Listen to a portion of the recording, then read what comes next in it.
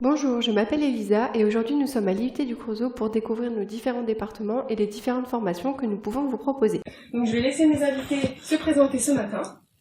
Bonjour Elisa, bonjour à toutes et à tous. Florence Marty, je suis chef de département en technique de commercialisation et j'interviens en espagnol. Bonjour Elisa, bonjour à toutes et à tous. Je suis Hugo Fuentes et je suis actuellement étudiant en deuxième année en DUT technique de commercialisation. Et nous avons également notre directeur qui est présent avec nous aujourd'hui pour répondre à toutes vos questions en direct. Bonjour. Donc Florence, si vous pouviez un petit peu nous présenter les différentes formations qu'on peut retrouver en TC. Oui. Alors, à partir de septembre 2021, nous allons passer au BUT, c'est-à-dire Bachelor universitaire de technologie, qui va délivrer un bac plus 3. Ça forme des étudiants à toutes les étapes de la commercialisation, de l'idée de conception du produit à sa commercialisation. Donc, pour vous expliquer rapidement, l'idée c'est d'identifier dans un premier temps les besoins du consommateur afin de répondre au mieux à ses attentes à travers les techniques de marketing. Ensuite, on va passer à la commercialisation à travers des techniques de négociation-vente essentiellement. Et enfin, il va falloir fidéliser le client et éventuellement commercialiser nos produits à l'étranger. Donc finalement, pour mener à bien toutes ces étapes, il va falloir recourir à l'aspect juridique, à l'aspect financier et aussi maîtriser la langue française. D'accord. Et rattaché au BUT-TC, nous avons une licence professionnelle gestion touristique territoriale et internationale. D'accord. Donc des formations qui sont très polyvalentes, Oui. j'imagine. Hugo, je pense que tu peux en attester. Oui, c'est vrai que c'est une formation qui est vraiment généraliste. Elle nous permet d'être compétents dans un champ, dans un domaine très vaste. D'accord. Et c'est vraiment cette polyvalence je pense que c'est un atout pour le DUT-TC. Et du coup, Attends, demandez de parler un peu plus fort parce que Diane vient de nous dire qu'on ne nous entendait pas très bien. C'est ça. on s'excuse Diane, on va parler plus fort. On va essayer de parler plus sans fort. problème. Donc du coup, Florence, est-ce que vous pouvez me dire un petit peu les critères de sélection que vous avez pour sélectionner vos différents candidats et donc vos futurs étudiants? Oui, bien sûr. Donc c'est une sélection sur dossier. On va regarder dans un premier temps les résultats, mais pas que les résultats, également les appréciations des enseignants, l'assiduité, c'est très important que les étudiants soient assidus, et le comportement également. Voilà. Au-delà des résultats. Alors c'est vrai qu'il y a une question qui revient de plus en plus avec la réforme du lycée, c'est sur l'option maths. Donc un lycéen qui n'aurait pas pris l'option mathématiques peut tout à fait intégrer un BUT-TC. Diane, est-ce que ça va mieux? Si vous nous entendez pas bien, faut pas hésiter à nous le redire, hein. Et donc du coup, il n'y a pas forcément en fait de formations qui vont être privilégiées au niveau du lycée. Hugo, il me semble que toi, tu viens d'une formation en bac professionnel. C'est ça. Moi, il n'y a vraiment pas de critères très définis. D'accord. Moi, je viens d'une formation, donc un baccalauréat professionnel, c'est vrai. Et j'appréhendais un peu à l'idée de venir en DUT-TC parce que je savais pas trop. Et en fin de compte, j'ai très bien réussi mon année. Il suffit juste d'être assidu, travailler et tout se passe bien. D'accord. Donc vous l'aurez compris, la formation TC est vraiment ouverte à tout le monde. Il ne faut pas forcément avoir une formation spécifique pour venir chez nous en TC, donc c'est plutôt rassurant pour vous. Florence, je vais aussi vous demander les atouts de votre formation, selon vous et aussi Hugo. Qu'est-ce qui fait que TC, c'est une formation vraiment que vous conseillez et qui plaît aux étudiants? Oui. Alors je rebondis un petit peu sur ce que Hugo disait tout à l'heure, c'est une formation qui est générale. Ce qui fait qu'à la sortie du lycée, les lycéens ne savent pas toujours ce qu'ils veulent faire après le BUT, après leur formation. Donc c'est assez général et parmi les spécificités du département TC, il y a l'alternance. Donc l'alternance, c'est pour les étudiants qui souhaiteraient se former tout en acquérant de l'expérience et on peut opter pour ce parcours dès la deuxième année de BUT, en deuxième et troisième année, en deuxième ou en troisième année de BUT. Un des autres atouts du département, c'est l'internationalisation. Donc on mise sur l'ouverture à l'international à travers un semestre d'études à l'étranger, mais aussi la possibilité d'effectuer un stage à l'étranger. Donc c'est une formation qui se veut professionnalisante également, de par les projets qu'on met en place. Donc, Moi, je vais rebondir sur ce que Madame Marty a dit. C'est vrai qu'on qu'on réalise plein de projets qui sont vraiment professionnalisants. Là, à titre d'exemple, on est actuellement sur un projet qui se nomme Créatech. Donc, c'est création d'entreprise. Donc, ça nous permet vraiment d'allier la théorique, donc ce qu'on apprend en cours, avec la pratique, et en même temps connaître un peu plus le monde du travail et en connaître ses spécificités. Donc c'est vraiment insister sur l'effet professionnalisant de la formation. Alors effectivement, Créatech, c'est un projet qui mobilise tous les étudiants de la promotion de deuxième année. On a également ce qu'on appelle les projets tutorés, donc c'est par groupe d'étudiants. Chaque groupe travaille sur un projet différent. Cette année, par exemple, on pourrait parler du SIAD, qui est le Salon des initiatives et des alternatives durables, qui vise à promouvoir les producteurs locaux, des activités, des métiers, des concepts innovants autour du développement durable. D'accord. Donc ce salon aura lieu, si tout va bien, si la situation sanitaire le permet, le mercredi 5 mai, de 10h à 18h. Donc voilà, c'est vraiment l'initiative des étudiants, et c'est un gros projet, puisqu'ils partent à la recherche des producteurs. Il y a toute la partie organisation et communication autour de ce projet. Donc c'est assez complet. C'est vraiment des projets qui sont assez complets et qui sont en accord en fait avec les tendances émergentes en ce moment. Donc je pense que c'est vraiment aussi un atout d'avoir ce genre de projet au sein de l'IUT du Creusot. Surtout que c'est des projets que vous réalisez du coup entre étudiants, ce qui vous C'est ça. permet aussi, j'imagine, de vous rapprocher, de devenir amis du coup par la suite. Et ça, je pense que pour vos études, c'est quand même un plus d'avoir cette relation-là, en fait, cette chance de pouvoir former ces petits groupes de projets et pouvoir évoluer ensemble. C'est vraiment un plus. En plus, l'IUT du Creusot, c'est vraiment une structure à taille humaine. Le Creusot aussi, c'est une ville à taille humaine. Donc il y a vraiment cet esprit convivial, cet esprit d'entraide qui nous pousse vraiment vers le haut et qui nous permet d'avancer ensemble, tout simplement. Justement, je me permets de rebondir un petit peu sur ce que tu dis par rapport au Creusot. Toi, tu es étudiant ici depuis 2 ans. C'est ça. Et comment tu te sens en tant qu'étudiant au Creusot, au niveau des logements, au niveau de la vie étudiante? Qu'est-ce que tu peux nous en dire un petit peu? Déjà, au niveau des logements au Creusot, c'est pas très cher, donc on peut se loger facilement. En plus, au niveau de la vie étudiante, nous, en but TC, on a l'association Tremplin. Donc c'est une association qui vous permet vraiment de regrouper les étudiants, de les fédérer à travers des projets, par exemple, des soirées d'intégration, ou d'autres projets, par exemple, au niveau du sport ou d'autres domaines. Elle permet aussi de nous venir en aide aux étudiants qui sont parfois dans des situations de précarité et qui peuvent pas s'offrir de logement ou faire d'activités extrascolaires.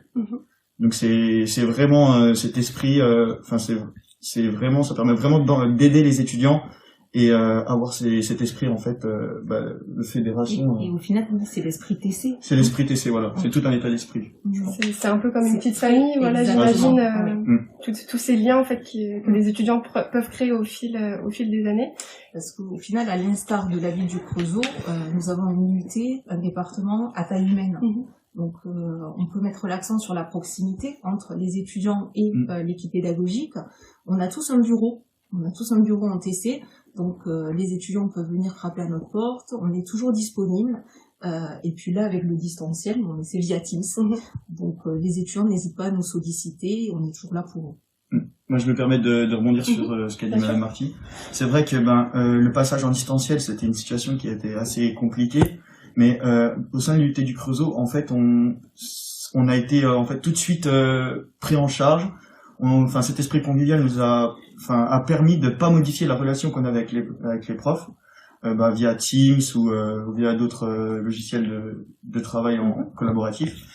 Et pour nous, ça a été vraiment important que les profs soient à notre écoute au sein de cette période difficile. Et ça, c'est aussi un avantage que l'UT du Creusot possède. Vraiment cet esprit, c'est vraiment une structure à taille humaine qui permet d'écouter les étudiants, même si l'organisation est en distanciel. Et en plus de ça, on a pu découvrir les logiciels de travail à distance. Donc c'est plutôt un avantage. Ça vous a enrichi en fait finalement cette expérience un peu malheureuse qu'on vit tous actuellement. Du côté de TC, ça vous a aussi apporté beaucoup de compétences, j'imagine, aussi bien pour les étudiants que les professeurs, puisque la prise en main de ces outils-là est pas forcément évidente et vous avez appris à travailler autrement. Et d'ailleurs, Florence, par rapport aux différents enseignements que vous proposez, vous évoluez aussi un petit peu avec toutes ces questions sociétales qu'on peut traiter chacun de notre côté, et vous faites évoluer en fait les différents enseignements que vous proposez. Est-ce que vous auriez des exemples à nous formuler? Alors, tu as raison avec la réforme du but, où on va intégrer la dimension transition écologique de plus en plus dans les enseignements, et le numérique. D'accord. Donc c'est vraiment aussi deux pôles en fait qui Oui. viennent un petit peu s'ajouter à la formation Ouais. TC, Ouais. qui évolue avec le temps et avec ce qui se passe autour de Exactement. nous. Et donc par rapport à ces enseignements-là, vous avez donc au niveau des cours, vous avez des travaux pratiques, vous avez aussi des travaux dirigés, vous avez des cours magistraux. Oui. Donc en termes d'horaire, comment ça se passe en TC sur une semaine? Alors, il faut savoir que les emplois du temps changent toutes les semaines. D'accord. Donc, il n'y a pas de routine, finalement. Donc, les cours magistraux sont plutôt le matin, puisque c'est vraiment les enseignements théoriques. Et ensuite, l'après-midi ou en fin de matinée, on va retrouver des TP, essentiellement pour les langues et les cours d'informatique. Et ensuite, les travaux dirigés pour mettre en pratique ce qui aura été vu lors des cours magistraux. D'accord. Et au niveau des professeurs, vous avez différents types d'enseignants.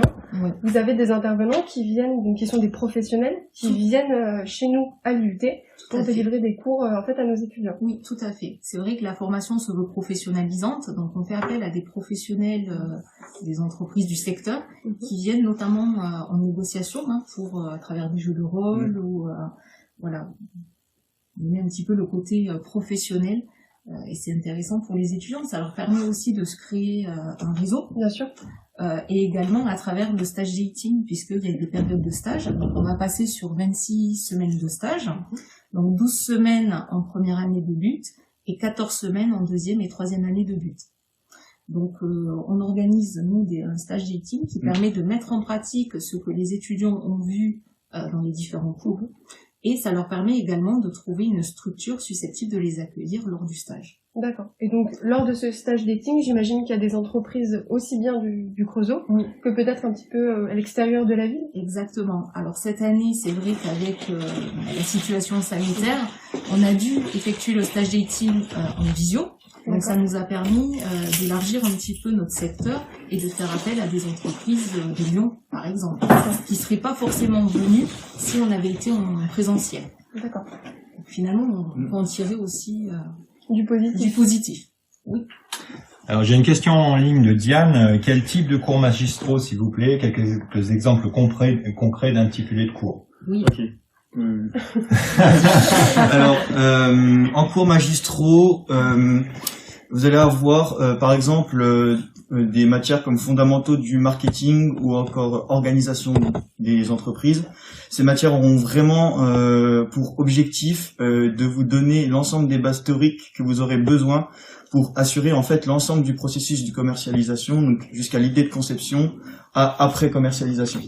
Donc c'est vraiment acquérir en fait de par ces cours magistraux une intelligence en fait commerciale qui vous permettra de mener à bien la commercialisation de vos produits, enfin de produits, ou même au niveau de la création d'entreprises. Par exemple, organisation des entreprises. On va voir par exemple comment le management, comment on gère les équipes, ou encore par exemple la hiérarchie dans les entreprises. Voilà. Après D'autres exemples, la comptabilité, bien évidemment. Donc il y aura des cours magistraux et ensuite des TD. Négociation. Négociation aussi, et cours magistraux, ça va vraiment être pour tout ce qui est matière, mais qui demande beaucoup de théorie. Oui. C'est beaucoup en amont de la commercialisation. Par exemple, quand on va apprendre comment faire des études de marché, les outils qu'il faut utiliser pour faire des études de marché, pour savoir justement quel produit on va sortir, sur quel sur quel marché on va lancer notre produit.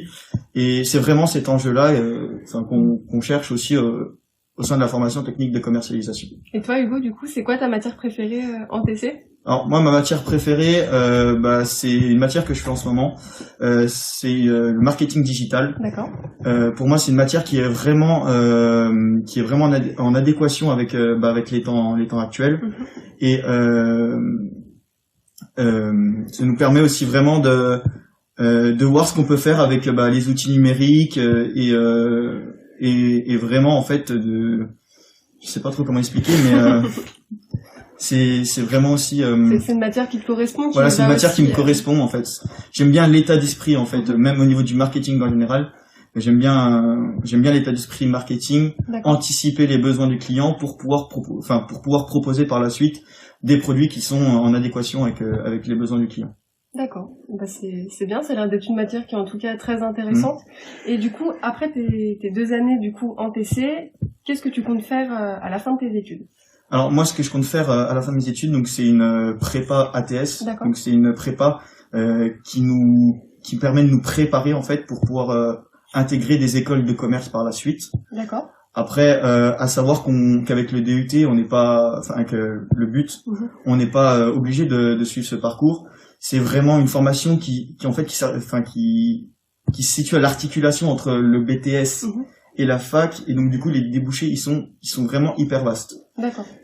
On peut vraiment partir soit en licence générale, soit en licence professionnelle, car c'est une formation qui se dit professionnalisante, ou soit intégrer des grandes écoles via des admissions parallèles. D'accord. Donc ça, c'est des parcours qui sont quand même récurrents en TC Oui, chez tout à les fait. anciens étudiants. Oui, tout à fait. C'est oui, la plupart des débouchés, on va dire. Hein. Licence générale, licence pro. Donc en plus, on en a une. On a la licence professionnelle tourisme et les écoles de commerce. Voilà. D'accord. Donc jusqu'à présent, 80% en fait des étudiants poursuivaient leurs études. D'accord. Et donc une insertion de 20%. Oui. Alors une question de Martin.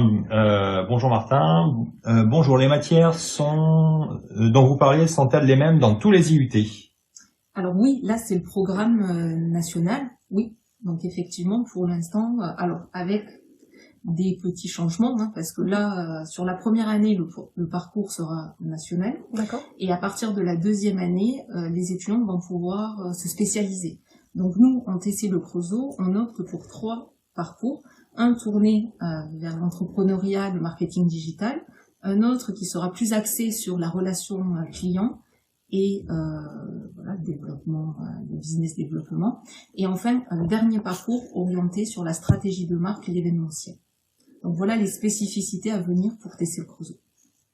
Mais effectivement, tout ce qui est comptabilité, marketing, donc ça reste la structure de la formation TC. C'est des matières, on va dire, de base qui vont vraiment structurer en fait Voilà. toute cette formation-là. Exactement. Après, chaque département a ses spécificités et au-delà de ces parcours, je le rappelle, nous, on opte pour le parcours en alternance et l'ouverture à l'international. D'ailleurs, si je puis me permettre, je voulais aborder un projet également propre à TC Le Creusot qui s'intitule Langue et culture 71. Et en fait, c'est l'apprentissage des langues autrement. On a beaucoup d'étudiants internationaux et donc ça en fait quand même une richesse, hein, c'est une richesse pour nous. Et ces étudiants-là donnent des cours aux autres étudiants dans leur langue maternelle. Donc, par exemple, italien, portugais, on a aussi Maya, puisque en licence professionnelle, nous avons un partenariat qui nous permet d'accueillir tous les ans 3 étudiants mexicains. Donc voilà, on donne aussi des bases de Maya, c'est très enrichissant et ça permet ce partage culturel. Voilà. C'est aussi une des forces TC Le Creusot. Et ça, c'est aussi globalement une des forces de l'IUT du Creusot où on a vraiment plein de personnes qui viennent un peu de partout dans le monde.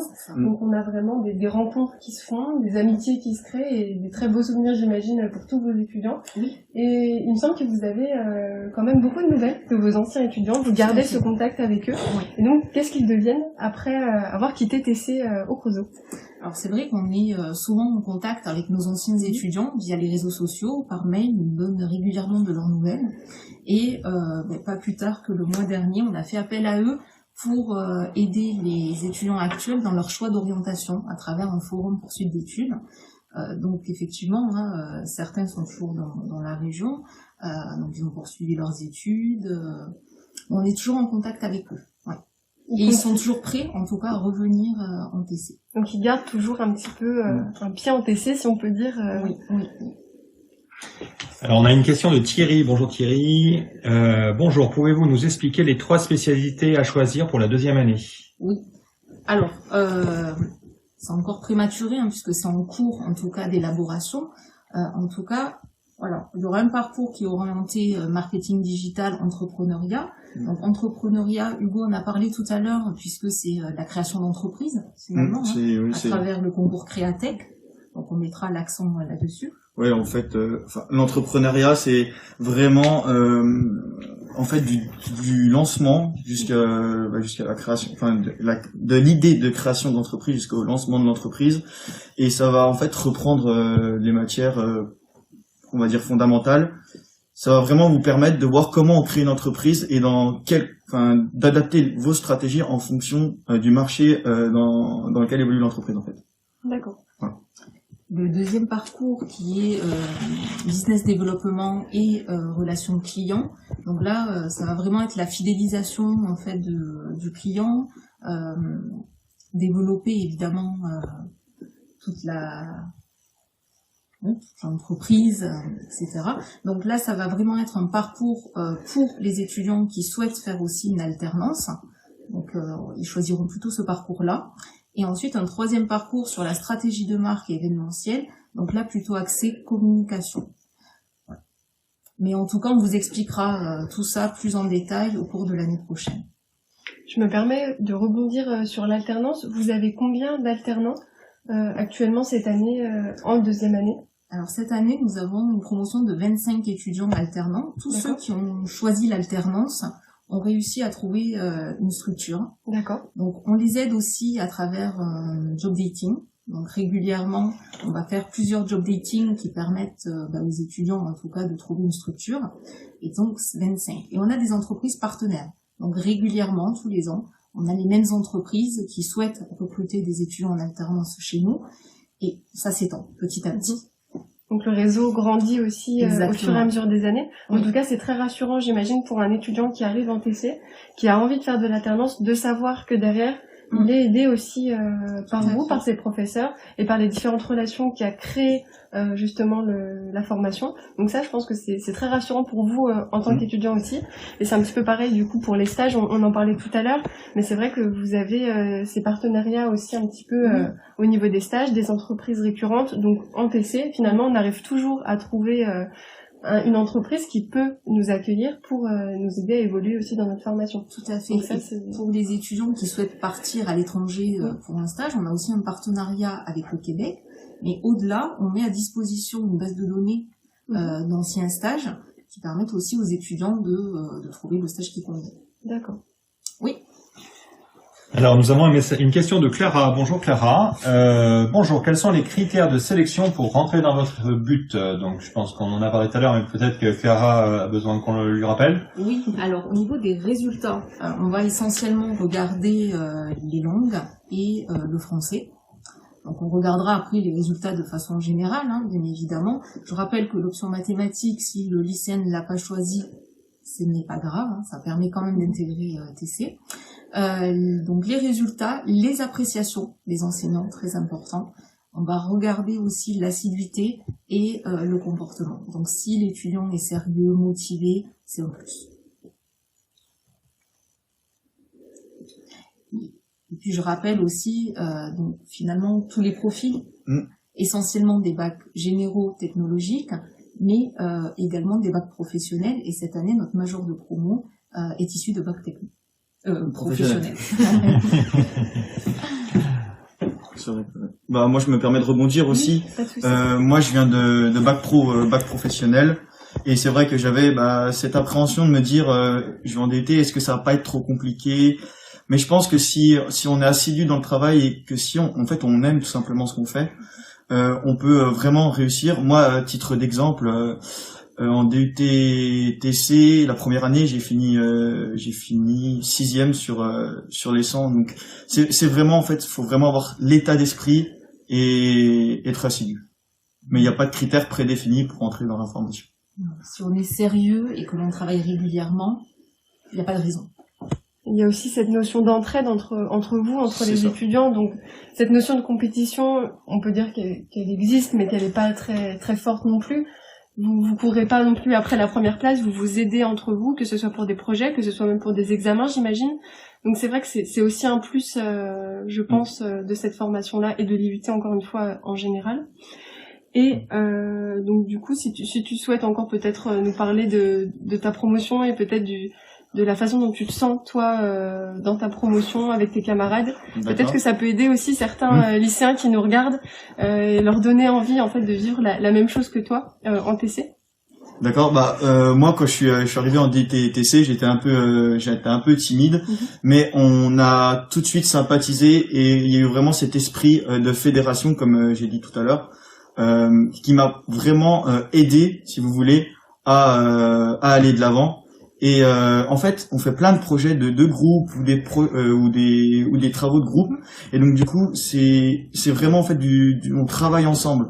Et du coup, en fait, ça élimine entre guillemets l'esprit de compétition, ce qui nous permet de travailler efficacement, de travailler en groupe, tout simplement avoir cet esprit convivial qui nous permet vraiment d'aller de l'avant. Une autre question de Thierry. Le programme pour les étudiants en alternance est-il le même que pour les étudiants en formation permanente? Oui, tout à fait. Donc là, tout à l'heure, je vous parlais d'un deuxième parcours axé business développement et relations clients. Donc ce parcours-là sera privilégié pour les étudiants qui souhaitent faire de l'alternance, mais effectivement, le programme sera le même pour ceux qui sont en formation initiale et ceux qui sont en alternance. Toutefois, le rythme est différent. Les étudiants alternants seront à l'IUT le lundi et le mardi, et le reste de la semaine en entreprise. Mais le contenu du programme est le même. Il y a quand même une adaptation, bien sûr, au rythme de l'alternance, c'est-à-dire qu'on tient compte aussi de ce qui est appris en entreprise, je suppose. Oui. Donc après, évidemment, les alternants n'auront pas les semaines de stage, donc il n'y aura pas de stage à effectuer pour les étudiants alternants, mais à la place, il va y avoir une mission à développer, donc des soutenances, mais différentes de celles du stage. Donc en fait, il n'y a pas de décalage entre les étudiants en formation continue et les étudiants qui sont en alternance. On ressent pas de différence de niveau. Non, ils sont pas perdus. Ils arrivent quand même à suivre ces 2 années et 3 années du coup maintenant, sans souci. Sans souci. Simplement, le rythme est différent puisqu'ils sont uniquement 2 jours présents à l'IUT. Néanmoins, il y a la partie professionnalisante en entreprise. Et pour les étudiants en formation initiale, cette professionnalisation se traduit par les différentes semaines de stage. D'accord. On a d'autres questions? Diane est en train d'écrire, donc on va attendre peut-être, on va prendre encore 1 ou 2 questions. Je pense que si on rebondit un petit peu sur ce que tu disais, de toute façon, un BUT, c'est un BUT qu'on l'ait fait en alternance ou pas en alternance. Voilà, on a un niveau de qualification qui est très proche. C'est le même diplôme en fait, c'est le même niveau de compétence. Alors, la question de Diane, quelle différence avec la licence AES par exemple? Alors, peut-être. La licence administration économique et sociale, en fait, ça va être plus étudier en fait tout ce qui est plus administration, plus dans le public et plus ce qui est contexte vraiment purement économique et purement social. Tandis que technique de commercialisation, bien sûr qu'il va falloir qu'on connaisse les contextes économiques des marchés pour pouvoir, par exemple, implanter un produit dessus ou implanter une entreprise, mais on va apprendre justement comment implanter l'entreprise dessus, comment implanter les produits. Et donc, du coup, ça sera pas une formation qui sera centrée purement sur l'économie ou purement sur le social. Ça sera vraiment une formation qui sera centrée sur les techniques de marketing et les techniques de négociation. J'imagine que les débouchés sont pas forcément les mêmes au niveau des 2 formations. Et même, c'est ça. En TC, on a des exemples de débouchés possibles? Pour l'insertion ensuite dans la vie active, oui, alors on peut travailler ensuite dans le secteur de la grande distribution, le secteur bancaire, des assurances, de la communication, l'événementiel, et ça reste quand même assez vaste. Donc c'est aussi des profils très polyvalents en fait. Une fois qu'ils sortent de TC, ils ont quand même beaucoup de choix de leur côté. Ils peuvent aller un petit peu dans les secteurs qui leur plaisent, grâce aussi au stage, grâce à l'alternance. Donc quand on sort de TC, on a vraiment un bagage professionnel quand même qui est très riche. Donc ça permet d'ouvrir quand même beaucoup de portes à la sortie de ces études-là. Tout à fait. Avec le bagage théorique qu'on a pu acquérir, quand même de continuer vers des études qui est un peu plus longue. Par exemple, moi après je vais en prépa pour pouvoir intégrer des écoles de commerce ou d'autres écoles. Donc c'est vraiment en fait on a théorique, pratique.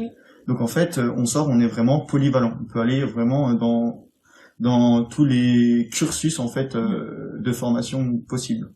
Toi, tu te sens confiant en fait quand tu auras fini ton année, ta dernière année en TC, tu te sens confiant pour la suite, tu sens que tu as acquéri quand même beaucoup de connaissances et que t'es prêt aussi un petit peu à affronter le monde professionnel, si je peux dire ça comme ça. C'est vrai qu'au début j'avais un peu cette appréhension, mais au final quand on se rend compte que par exemple avec les stages que j'ai réalisés, on arrive à mener des projets de A à Z avec de bons résultats.